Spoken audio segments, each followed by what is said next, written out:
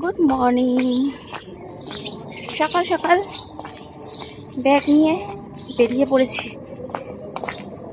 কোথায়? বাজারে মাছ আনতে।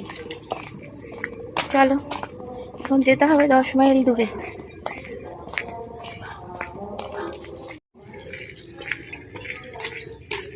যাদের আম গাছ আছে তারা সকাল সকাল উঠেই আম পাড়তে আরম্ভ করে দিয়েছে, আর আমি এখন যাচ্ছি বাজার করতে।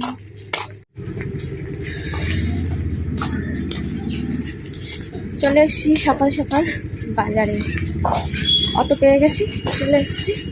দেখি এবার বাজারের কি অবস্থা।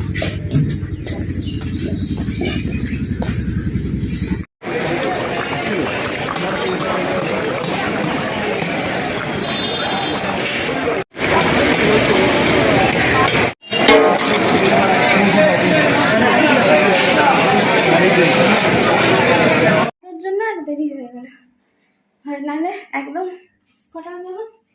এখন 8:30 বাজে, 7:30 বেরিয়ে গেছি, 8:30 ঢুকে গেছি, অটো করে গেছি, অটো করে এসেছি, নাহলে হতো না।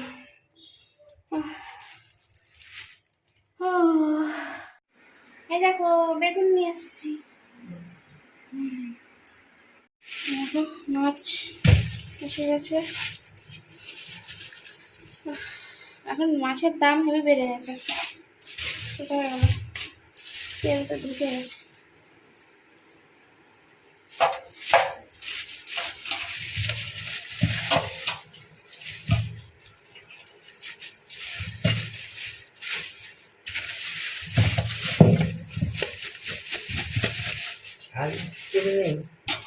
আর একটা এই মাছেরই তেল আছে, এই যে একটা কেটে দিল কাতলা মাছের, আর এই যে মাছ খোলা হয়ে গেছে স্কিনটা। এই দেখো এই মাছ নিয়ে এসছি, একটু লাইটটা জ্বেলে দাও। চলো, মাছ এখন হেভি দাম চড়া হয়ে গেছে, ঠিক আছে? মাছের গায়ে হাত দেওয়া মুশকিল। আজকে পাবদা, যেগুলো আমরা এখান থেকে অনেক কম দামে নিই না, ওগুলো 450 টাকা। কিন্তু আজকে চিংড়িটা খুব ভালো ছিল, এখন বড় বড় চিংড়ি 250-100 টাকা, ভালো না? বড় বড় চিংড়ি। চলো ধুয়ে নি মাছটা।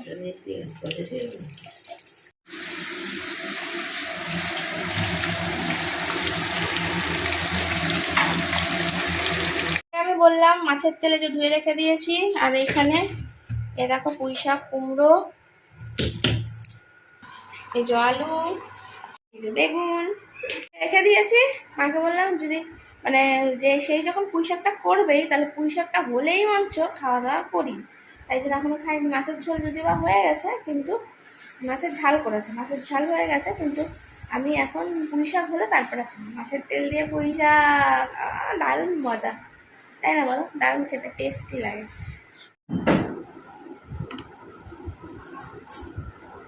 একটু জল বিস্কুট খাই।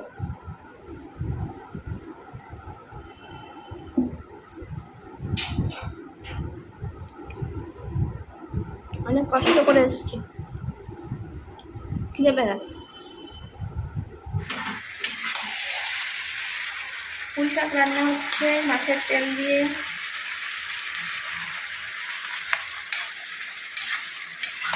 অনেকদিন পরে আমাদের এই ব্লগে পুঁই শাক দেখছো। আমাদের পুঁই শাক খাওয়াই হচ্ছিল না কয়েকদিন, মানে ওই মাছের তেল আনতে যাচ্ছিলাম না বলে বাজারে, আর পুঁই শাক খাওয়া ভুলে গেছিলাম।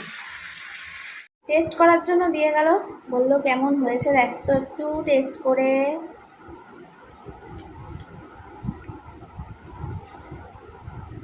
আমাদের বাড়িতে শুধু মুখে তরকারি খাওয়ার না একটা চল আছে। আগে আমার বাবা খুব ভালোবাসতো এরকম, মা রান্না করলে বাটি করে তরকারি তুলে দিত, বসে বসে। এখন চায় না খেতে।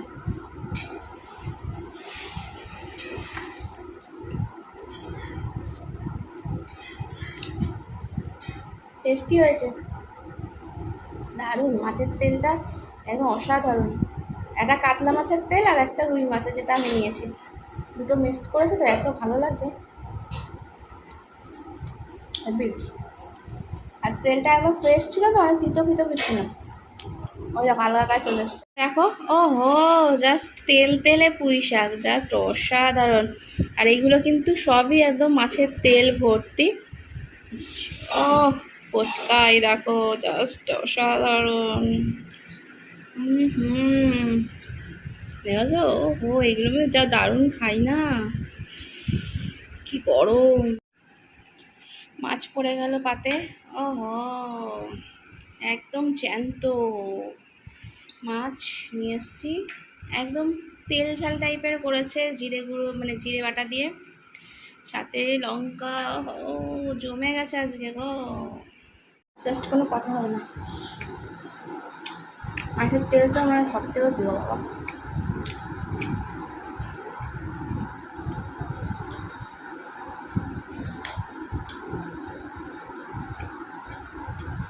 গুড গুড, হেভি রান্না হচ্ছে, দারুণ। এই যে পুঁই শাক মাছের তেল দিয়ে আমার মায়ের হাতে, জাস্ট ওয়াও, কোনো কথা হবে না। এর জায়গায় আমি কাউকে বসাতে পারবো না। এই চচ্চড়িটা জাস্ট অসাধারণ।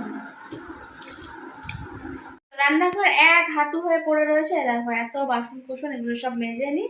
মেজে রান্নাঘরটা মা পরিষ্কার করবে, আমি জাস্ট কটা বাসন মেজে তুলে দিই, তাহলে একটু হালকা হয়ে যাবে এখানটা। তারপরে মা আসবে, মা ওদিকে একটু কাজ করছে বলে আমি বললাম না, আমি এদিকটা কিছুটা এগিয়ে রাখি। বলো, প্রচণ্ড গরম পড়েছে, মানে পারা যাচ্ছে না আর কি।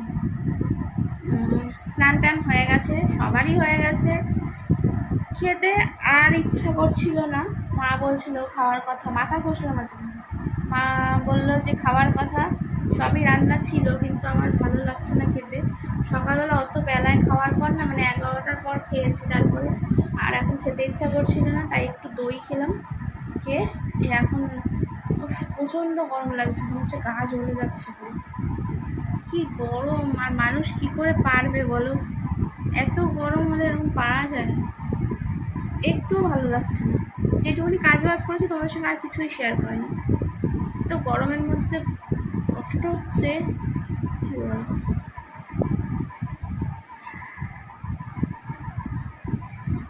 গরম পড়েছে না বলো? প্রচণ্ড গরম পড়েছে বাবা, এবছর বেশি কষ্ট হচ্ছে।